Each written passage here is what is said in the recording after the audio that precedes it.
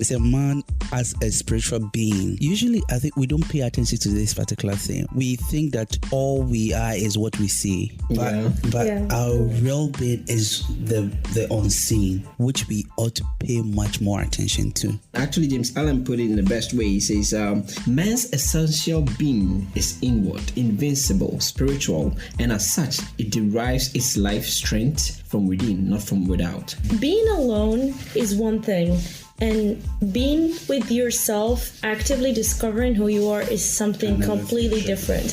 And solitude is not the goal. I hope people do not have that misconception. It's just the first step. It's just a thing that you do, and then you get all these results from it, and it's just a door that you open. Welcome everybody to this week's episode of House Chat Podcast. We are so happy you're joining us.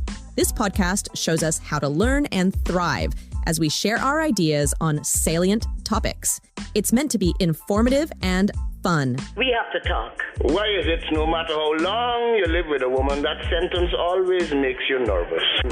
So now, let the conversation begin. Hello, guys. Welcome back to the show. This is House Chat Podcast, and we are here in your ears again with some good news. Today, the topic we are going to look at is solitude. The usual guys are here. There's Asma is here. Francis is here. And we are here to give you the best. So do call a friend. Share the links with them. Follow us on Facebook, Instagram, and X. Subscribe to our YouTube channel. And let's build this community together. So this is House Chat Podcast, and as I began by saying that today we are going to discuss the topic solitude. So Francis will be leading us through that. So let's listen what he has for us today. Okay.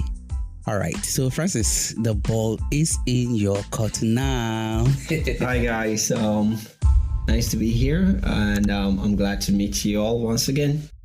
Once again, I'm Francis, and beside me is Asma. Asma, you want to say hi? Yeah.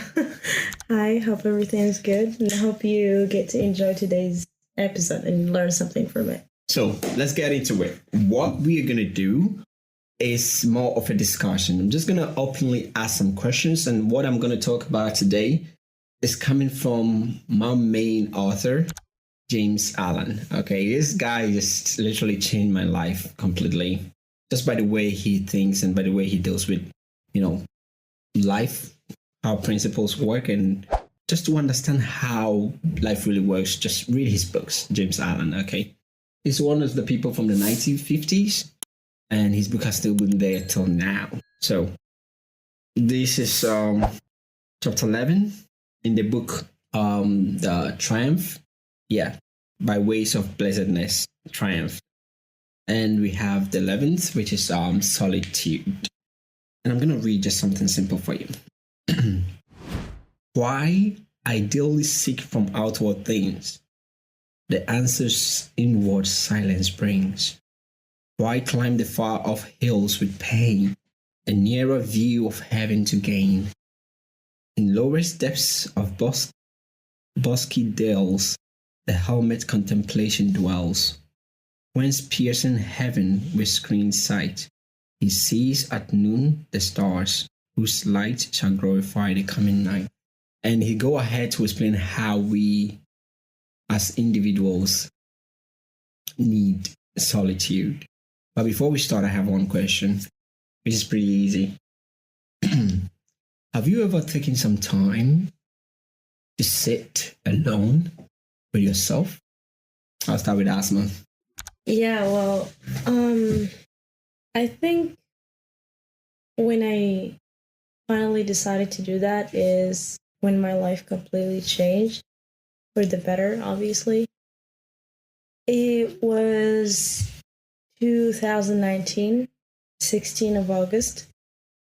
I remember it very, very well. It was a hot day, and I was on my own, living far away from my family. And I was not in a good place at all. I'm telling you, completely shattered emotionally, mentally, physically. Everything is broken into pieces that cannot be put together ever again. So I decided to give up on everything, and I decided to give up on my life for once and for all. And before doing that, before making that last decision, I wanted to give it a last try, one last try to see how it goes. And oh my God, how I'm so grateful today for that. So basically, I was away from home and I was living alone. What I decided to do is to know who I am, because I realized that I know nothing about myself. I know my name, I know what I like, what I don't like to some extent, the people I know, the colors I choose to like. But above that, I didn't know anything at all about myself, how I would react to certain situations, what some emotions typically mean in me, a lot of things. I didn't really know who I was and what my emotional state was based or built on until I just sat down, just me, myself, and I. And I remember I used to meditate a lot, like 6 hours a day, kind of a lot, because I had nothing else to do beside knowing myself. What happened? What happened in the process, like when you are alone? What happened? Your emotions, emotions and everything. What were the thoughts that were running in your mind? In your point of meditation, what did you think about? Because I came from a place of pain, so I was only thinking about how everything was bad, how, nothing was working at the time.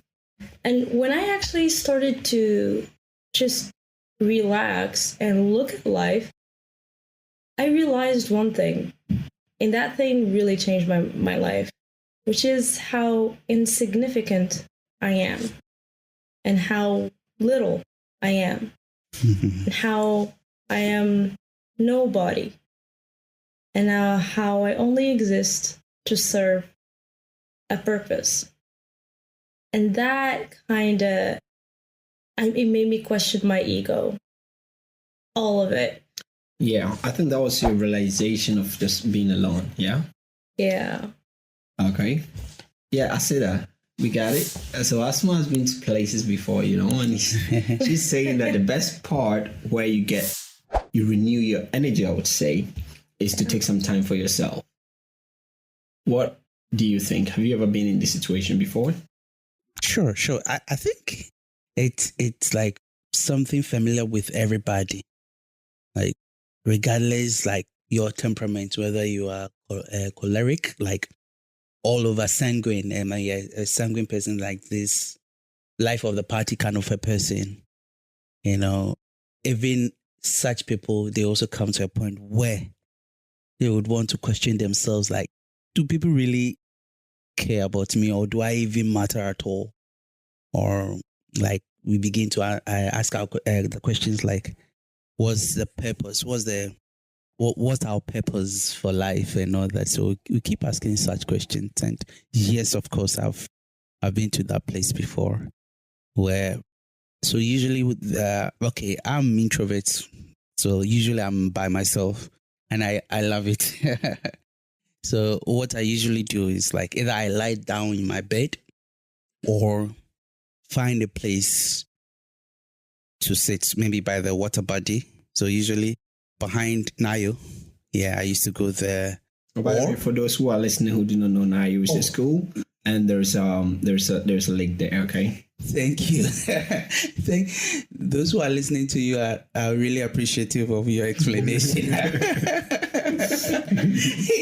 Anyway, yeah. So yeah, or I'll take a stroll, and when I'm doing that, which means I keep asking questions. So, for example, if it is like a situation, say, for example, I don't know, nothing comes to mind immediately, but like if, say, maybe school affairs or something, why am I not doing well in this particular subject? Why? What's going on? Why do I keep repeating the same mistake? Why do I keep failing the same subjects? Then by asking some questions, I begin to realize that, okay, maybe I'm not putting in much effort, or maybe I'm sleeping too much, or maybe I'm enjoying other stuff which do not, maybe they might bring immediate satisfaction, but the long term, it affects what is really important in my life. So questioning helps me a lot, and being all by myself, maybe just along the way. I think you've met me before, just walking or sure. Yes. So usually that's what I do. All right, that makes sense. I would want to read something from Alan, and then we will try to contemplate on this and see if for a moment what he's saying, if either of us has experienced it before. Anyone out there, you can comment in the section if you've experienced this before and you have something to share with us. That would be so great. We might probably talk about your story next time if you do. As the body cannot thrive on empty hugs, neither can the spirit be sustained on empty pleasures. If not regularly fed, the body loses its vitality, and pain with hunger and thirst cries out for food and drink. It is the same with the spirit. It must be regularly nourished in solitude on pure and holy thoughts, or it will lose its freshness and strength, and will at last cry out in its painful and utter starvations. The yearning of an anguish-stricken soul for light and consolation is the crying of the spirit that is perishing of hunger and thirst. All pain and sorrow is spiritual starvation, and aspiration is the cry for food. My stress was all pain and sorrow is spiritual starvation. What Alan is trying to say here is that just as when we feel like we are hungry, when we do not eat for the body, when we don't go into solitude to have pure thoughts, or to have pure thoughts and holy thinking about our spiritual life, or just be alone with ourselves for a moment to think about the things that we do in our moral compass, how it's leading us, we end up with so much pain and sorrow. And this pain and sorrow actually is just the way as our body is hungry when we feel hungry in our belly. What do we think about it? Yeah, I definitely think these pain is the symptom that there's a certain chaos in the spirit. I think that's the right word. Yeah. That's a good way to put it. Symptoms, yeah. The thing is, the reason why there's chaos in the first place is because our existence and our worth is based on things that are very fragile, things that are not solid, like the validation of others, like, here and there. It's always external. We don't do the work from within. And this is where the solitude comes from. I've always had I call them my super three. It's 3S, which is in this order: solitude, silence, and stillness. And it has to be in this order. So when there's solitude, that's where silence comes in. Where silence comes in, and oh my God, how silence is not silent at all if you decide to listen. I always say that silence has a lot to offer if you just decide to listen. And after that, there's the phase of stillness, which is just being, and that's where you get answers. That's when you know who you are. So when your worth is based on things that are very solid, this is when you can get this is when the spirit doesn't ache anymore out of pain. Wow. That's a nice way to put it. I say that. You have something for us. Top it up and let's move on. Sure. I think she said most of the things. You know what? Sometimes that's what takes me to places, It's like it makes me think about things more often. That's good. That's great. Thank you, philosopher Asma. Just to give it that. I think I like the part where it is like, man, I think there is a quote here. It's a man as a spiritual being. Usually, I think we don't pay attention to this particular thing. We think that all we are is what we see. Yeah. But our real being is the unseen, which we ought to pay much more attention to. You get it? And It's in this moment where like you mentioned, the hurt, the pain, and all that. It's just a signal that we ought to stop and pay attention. Sure. I think the stopping part is just to be alone and to pay attention to what is happening. Pay attention to your innermost part, what is in there. And actually, James Allen put it in the best way. He says how did he said, man's essential being is inward, invincible, spiritual, and as such, it derives its life strength from within, not from without. Definitely. Outward things are channels through which its energies are expanded. And listen to the last part, which is very important. But for renewal, it must fall back on the inward silence. This is just, I think this is what everybody have to know nowadays, that this world is full with a lot of pleasures and the things to do and everything. And I'm not saying don't go be happy, don't enjoy your life. But what I'm saying is, when you go so in deep into these things, you lose the part where you have to come back to the inward, but you rather stay outward. It means anytime that there is nothing that is making you happy outwardly, no activity, you start beginning to feel like down and sad or something. It means there is something wrong with your spiritual well-being. And I think we have to pay attention to this. Yeah, there's this thing I've always said with my mother, which is we are not physical beings having a spiritual experience. We are spiritual beings having a physical experience. So all the time, we've talked about how the most important thing in us is our spirit, instead of just looking into the body.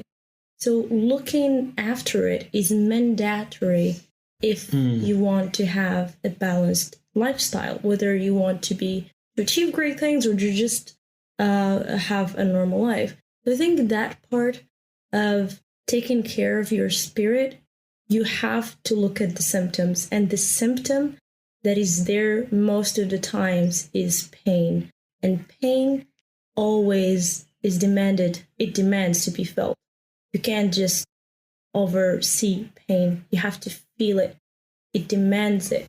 And this is how... Yeah, just on top of that, just to make it very, very clear, you cannot feel the pain so much if you are into so much activities and you're enjoying your life. Like you're trying to pay attention so much to a lot of things. Being at I'm not saying going to the club is bad, but being at the club and jumping every time, or just drinking or getting drunk, as a fact, actually, many men run away from pain just to be alcoholic because it doesn't allow them to, feel this way. Escapism. Yes. Yeah, just to escape it, right? Escapism is the whipping of weak people. That's what. And then there's something that I want to read just to top it up with this one. Said, the voice of the spirit is not heard in the hubbubs of the world and amid the clamors of conflicting desires. So not only in activities that we do as individuals that really doesn't make us hear when our spirit is starving, but also our desires as individuals. You might have a particular desire or something that you're really into, that you're getting into, which you are so focused on them, and so it takes away the time for you to take for yourself to think about these things. So all these things, we have to pay attention to them. It could be something, maybe alcohol, it could be drug, it could be anything at all, just anything at all that you desire so much that doesn't make you take time for being in solitude. Can also be a way where you cannot hear anything. Yeah, I think there's something like one theme that is running around here is knowing who we are first. That's we are first of all spiritual being. Awareness, self-awareness. Yeah, that awareness is very important. Like you mentioned earlier, it's not as if you are saying that, don't pay attention to the physical. No, but just as in order of priority, pay attention to your spiritual being first, your inward being first. Then, like some of these things will reflect in the physical. But if we suppress what we truly are and we just want to escape it with just physical stuff or something that will make our bodies and joy for a moment, that pain will not go away. It will still be there until we pay attention. But sometimes, at the time we pay attention, it might be too late, or we can do just a little about it, and maybe it affects us in a big This is even said better. There are those who shrink from too close a scrutiny of themselves, who dread too complete and self-revelation, and who fear that solitude which would leave them alone with their own thoughts and call up before their mental vision of wrath of their desires. And he continues, and so they go where the din of pleasure is the loudest, and where the reproving voice of truth is drowned. You know, the reproving, the voice that, like corrects you, makes them, they go to places where this voice is drowned, But he who loves truth, who desires and seeks wisdom, will be much alone. He will seek the fullest, clearest revelation of himself. I think this is what he just mentioned. Will avoid the haunts of frivolity and noise, and will go where the sweet, tender voice of the Spirit of truth can speak within him and be heard. Okay, and that is just being by yourself and just sitting and then trying to get the best out of you. But we have to focus. The step is you have to take some time to be alone. When we say be alone, and we're not talking about, like, for instance, you mentioned introverts who just stay in a room. No, when we say be alone, this is where you go into complete meditation, silence, and listen to what is going on in your mind. What is really happening? Where is this pain coming from? If it's by walking and by just, you can just walk and you're not there, but you're just walking. You can just sit in a room, just meditate, just a few minutes, James said, and we'll go there. So keep up listening, and we're going to tell you step by step what you have to do here in your time of solitude, all right? Now, I have a question. I just want to mention, I'm an extrovert, you guys. It's not like it's only meant for introverts. I'm an extrovert. My point was that. My point was that an introvert way, where you would think that is because you're an introvert and you're always in your room alone, you are in solitude. You're not. You're not, exactly. That was my point. Actually. No, and so many people think that it's only an introverted activity to stay alone. Being alone is one thing, and being with yourself, actively discovering who you are, is something completely different. And solitude is not the goal. I hope people do not have that misconception.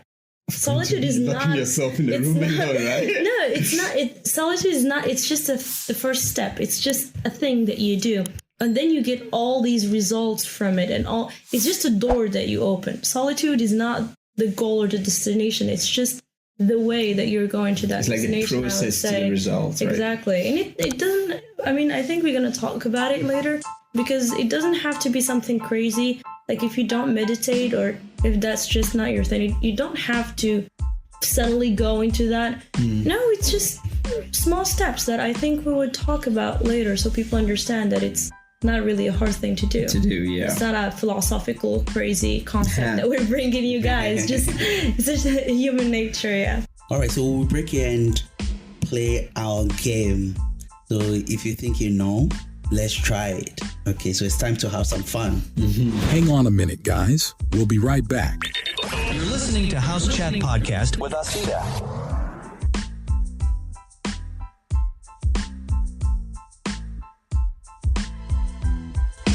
Oh, so you think you know? All right, let's try. Let's have some fun. All right, guys. So we're going to play abbreviation. Some English abbreviations. Asma's gonna win. Hell no, I'm so bad at that. We are in the age of text messaging and all that, and shorthand and all that. So we just resort to writing the abbreviated words instead of the full words. So let's see if we can do well in this game. Okay. All right. So I don't know who to start with. All right. So the first one, Asma. ASAP. As soon as possible. Okay, so that was easy. You should have asked me. Oh my god. Yeah, we even say ASAP. Like, I gotta do that ASAP. Yeah. Okay, I know that I didn't want it to be that obvious. That's why I save you. Right? Anyway, all right. Francis. DOB. DOB. COB. What does that mean? But is it like something we text with or in general? In general, I'm gonna cheat. You cannot say. You cannot look at it. Asma, can you? No, I can't even find it. No, DOB. Date of birth. Date of birth. Yeah. Damn. Huh? Date of birth. I can't even think about it. Okay, so let me go to Asma again. Asma, what about ATM? Hell, I've seen it just Oh, no. That's what I know. machine. All right. ATM. Oh. Automatic transaction machine? Yeah. Really? No. Okay. He has a problem, maybe. So you go. No, that was what I was going to say. That's all? Automatic what? It's automated. Automated. Transaction. Teller machine. Yeah. Oh, teller. All right. Automated teller machine. Okay, what about IKR? Francis. Oh, no, I'm cheating. IKR. Oh, come on. That's easy. IKR. Yeah. I know, right? Yeah. It's an easy one. I got one. But Guys, he clap for actually me. doesn't. Sometimes I write things and he doesn't understand. No, I don't know. I don't understand. I really don't understand. For me, I always write fully. Okay, Asma, let me give you a difficult one. PhD. PhD. Oh my god. Something PhD. doctor. Something doctorate. Oh, you mean the PhD? That's Yeah. a PhD, like in the PhD. Yeah. Post or professor? Post or professor? You are nowhere close, please. Oh my god. Oh my god. Don't I ask me. give up. Okay, I actually wouldn't know. Francis cannot cheat. You okay. Francis, go on. What is it? What's a PhD? 3, 2, 1, post PhD. I found it. What is it? No, I didn't find it. It's Doctor of Philosophy. Oh, Doctor of Philosophy? Yeah. I think it's not directly from English, so they just change it that way. Oh. So it's Doctor of Philosophy. Like philosophy doctor. So that's what PhD means? Like Yeah. oh my god. Okay, whose turn is it? Just say. Okay. So the next one is CEO. CEO. CEO, Chief Executive Officer. Yes, Oh Chief my god. Executive Officer. I'm like trying to think this about the CEO. And I'm like, which one of them had the E? Which one of them had Okay, the O? how about MBA? Masters of Business Administration. Oh, okay. That's not easy.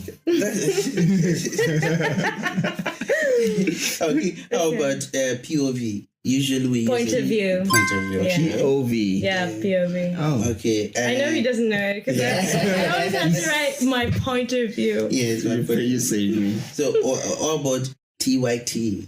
TYT, talk to you later. No. TYT. TYT. TYT. Usually in texting we use Tell you to? No. take your time. Take your time, Oh, yes. boy, this is so much. So how about HTH? HTH. Is it in texting as well? Yes. Huh? Okay, you guys do Hope that this. helps. Oh, that helps. Yeah. And the last one, let me see if we can. Okay, I have two here. PIN. PIN? Yeah, your PIN number or PIN. PIN? Yeah. Something number. Personal informational number. Personal something. Number. Personal something number. Okay, I got two. You get the I. Personal You something. got two? Yeah. PIN. Personal something number. Personal, I don't know. Identification. Oh, yes. That makes sense. So personal identification. Okay. WHO. WHO. Who? Yes, What a health organization. Yeah. Yeah. Okay. I should have. It's just. I should have given, how do you call it? Like who get more of it? But anyway. I even went to the Interpol thing the last 2 months and I forget what Interpol is. International Police. Huh? I can't I thought it's remember. international police. Police organization, but there's something specific. Or something there. Okay. All right. So guys, this has been our game for the for the podcast. I guess you got more than they did. Anyway, so it's been House Chat Podcast, and this has been You Think You Know. Then we tried it and see. I think we did well, didn't they? Anyway. All right. So thanks for joining us. Let's continue with the program.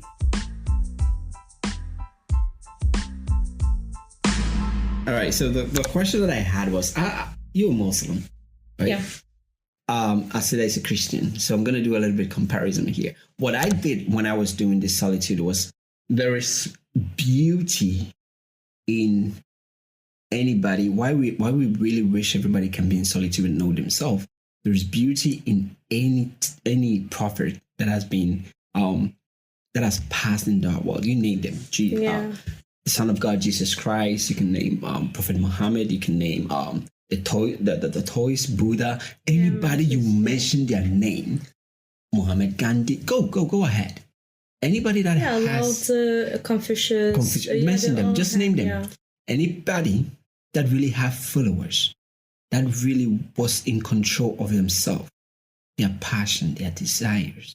They were all in solitude. They just loved it. I said, just give us some examples how Jesus actually always, every time, would find himself in a mountain alone. Exactly. What was he doing? You see, there's a story told of when, after he had fed the 5,000, and he asked his disciples to go ahead of him, and he went to, the Bible says he went to a solitary place, and he was there throughout the night. Asma earlier mentioned that yes, like you can start with some baby steps, not necessarily you'd have to do it all of a sudden be perfect with it. But in the case of maybe mentioning the example of Jesus, so in that sense, throughout the night he was there. Even before Francis asked that I should talk about this, You are talking about the idea came to mind. From there, he was able to walk on the sea.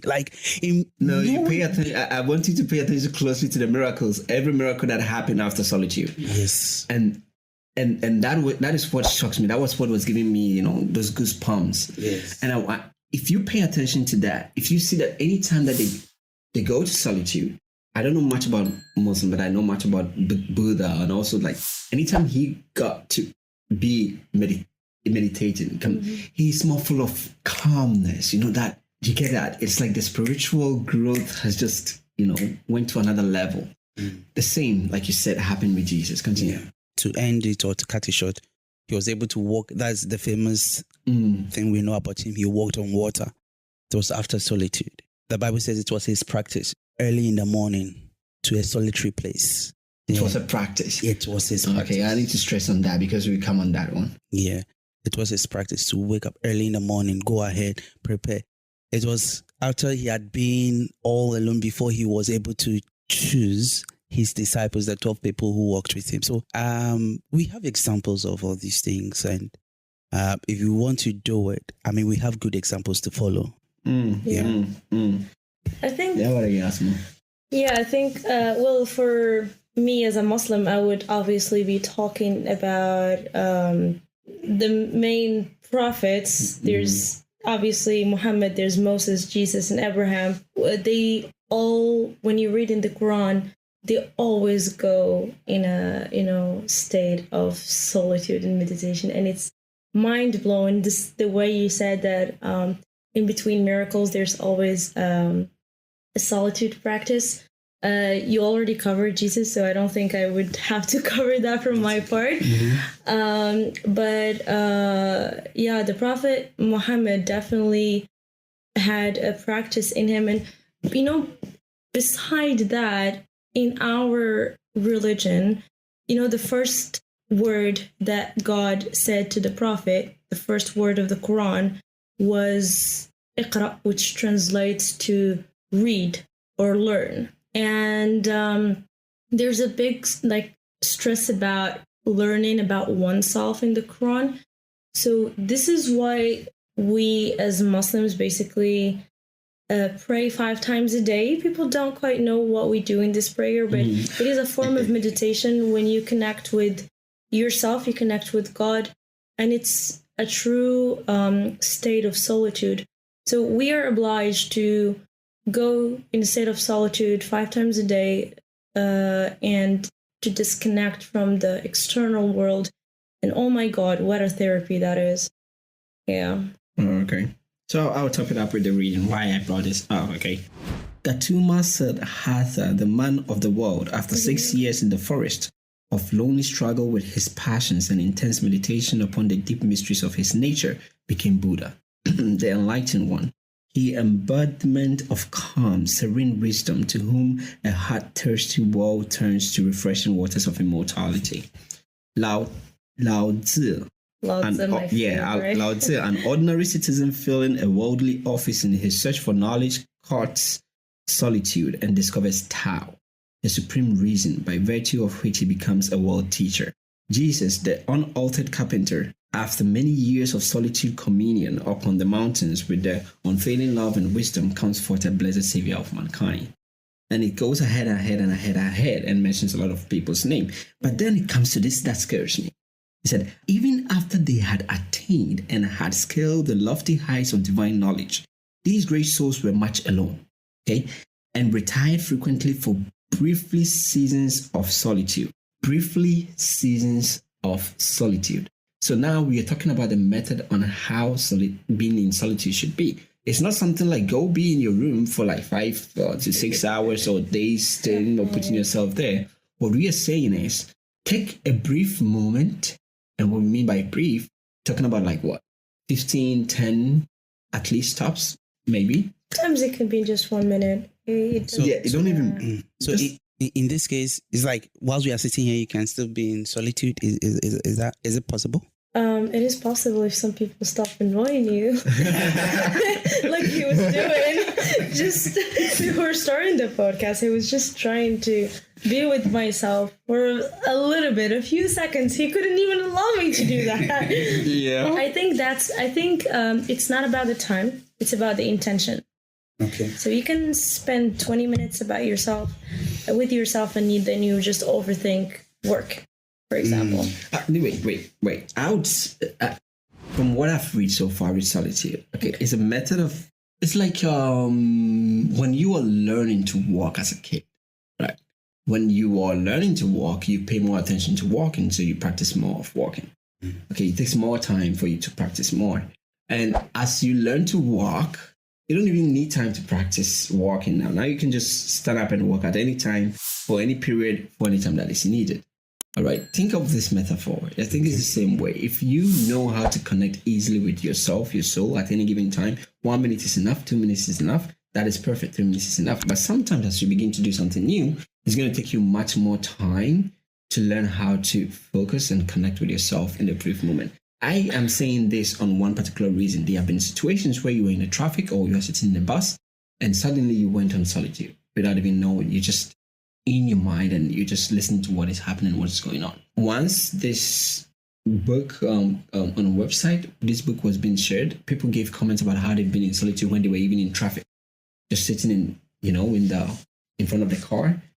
They look at something outside and it's like they're just looking at something and suddenly they just started feeling, good about something that was happening to them mentally and everything, and it felt really right and it brightened their day, right? So this is basically what we are trying to talk about. It can happen based on how often you do this, all right? If you're just starting and you would want to do 2 minutes, 5 minutes, maybe you cannot connect to yourself properly because of the time given. But if you continue with like continuous practice, you become more and more master about this. I think what people need to start with is knowing yourself before trying to connect with it. You'll be such a fraud to yourself if you want to connect with yourself, even if you don't know anything about it. So people should just take it the way they would take it with, let's say, a partner or a lover. You love someone. It doesn't start with having your souls connected, no, or having telepathy, no. It starts with going outside for a coffee. You drink, you get to know each other. Then the next day you get a little bit deeper into conversations. And this is how you start connecting. So it's the same way you would connect with other people, you should connect with yourself. Now, learn to talk to yourself. Like earlier today when I was feeling pretty stressed this morning, I did not know why. I just started being angry at anything. And for us girls, sometimes it's easy to say, it's the hormones. But I knew it was not the hormones. And I told him I need 5 minutes with myself to understand why this is happening. And I just sat with myself. I'm like, my dear, what is it? What's going on? No, go on, talk to me. And this is how I talk to myself. I talk to myself the way I would talk to someone else. And then a bit by bit, without judging myself, obviously, I just, get to know a little bit the reason. And then finally, after 2 or 3 minutes, I got to know why. But at first, it used to take me days. And still now, it still takes me sometimes a lot of time right? It depends. But what matters is you get to know yourself. Then you get to know your reactions, your mechanism as a human being. I think what you're trying to say is you get to know yourself. Mm-hmm. You understand when the signs are not right with the type of person you are. And then you go into solitude to find out why. Exactly. Yes. Yeah. Thank you. All right. So I see that from what we discussed, what do you think? So, like when we go into solitude and then what do you think is the time that is needed for a person to be in solitude? We're just trying to explain this one. Yeah. I think we've all said it well, and like I earlier made a comment that we have examples already. And just as you read, it's about how frequently or even within a short time they did it. So, and Asma said something that's very, very beautiful. If we are so much interested in, okay, I just have to be in a secluded place, that's what, no. It's like there is a purpose to you being secluded, going there. If you have been able to figure that thing out, I think it would be easier for you to, even the time wouldn't even be an issue for you because you have the purpose for which you are doing it. So whether a longer time or a shorter time, at the end of the day, you are looking for something. Immediately it comes, I think you are done and you're out of the place. The greatest man will fall from his moral heights and lose his influence if he neglects that renewal of power which can only be obtained in solitude. These masters attain their powers by consciously harmonizing their thoughts and lives with the creative energies within themselves, and by transcending individually and sinking their petty personal will in the universal will, they become master of creative thoughts and stand as the loftiest instrument for the outstanding of cosmic evolution. So that is what James Allen is saying. You don't really throw away the physical part or something. What you're doing is to go in, renew the energy, and come and expand it outside, right? That is basically what he's saying. But the part that I want to stress the most is it has to be a practice when you get hold of it. Because if you stop, like he said, the greatest man will fall from his moral heights if all this thing is done. That is why Jesus took it as a practice every day. Prophet Muhammad also did. How said everybody that wanted to be great spiritually had to do this every day. They have to take it as a practice. This is what we're encouraging. I don't do it every day. Don't take it for I just learned it and I'm just sharing. I try my best to also be better, but if you can do it every day, it's going to help once be great. Anyway, so I will conclude. What we have said so far is this world is, filled with noise, all right? Everything we're doing, anything we're going around, we're more focused on the physical activities, but we neglect the spiritual part.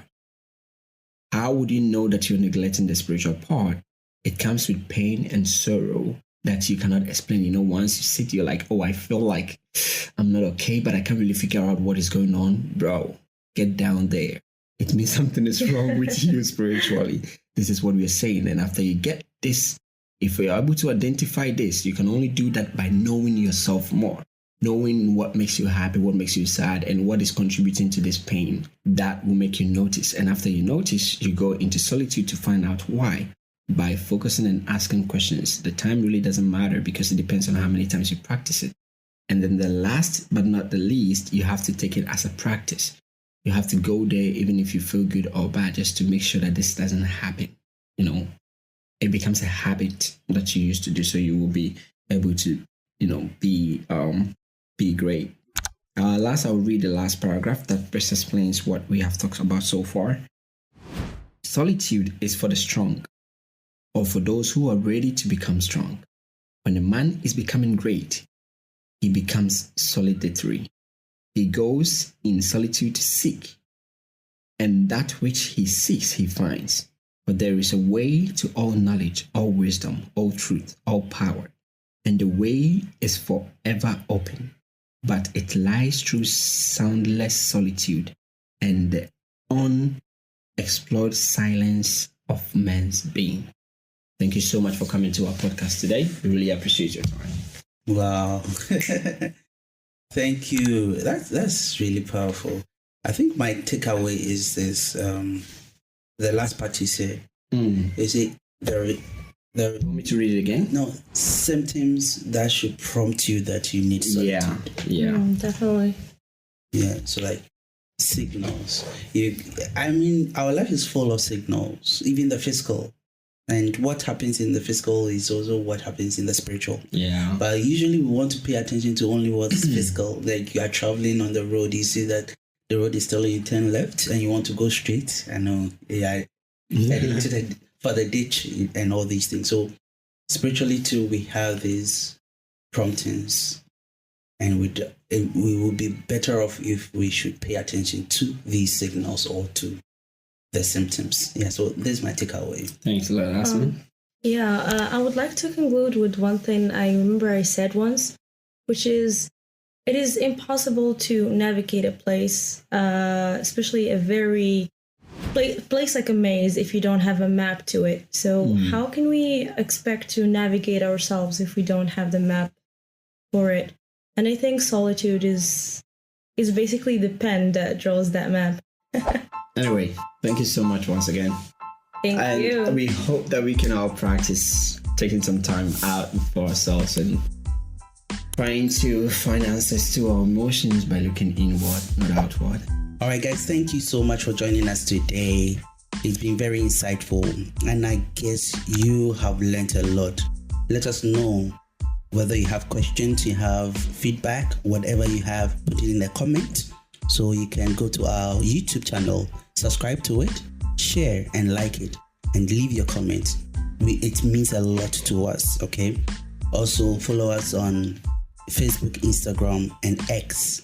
Listen to us on Apple Podcast, Spotify, Amazon Music, and wherever you get your podcast. Let's build this community together. Let's help others too, because what we are discussing here is so helpful.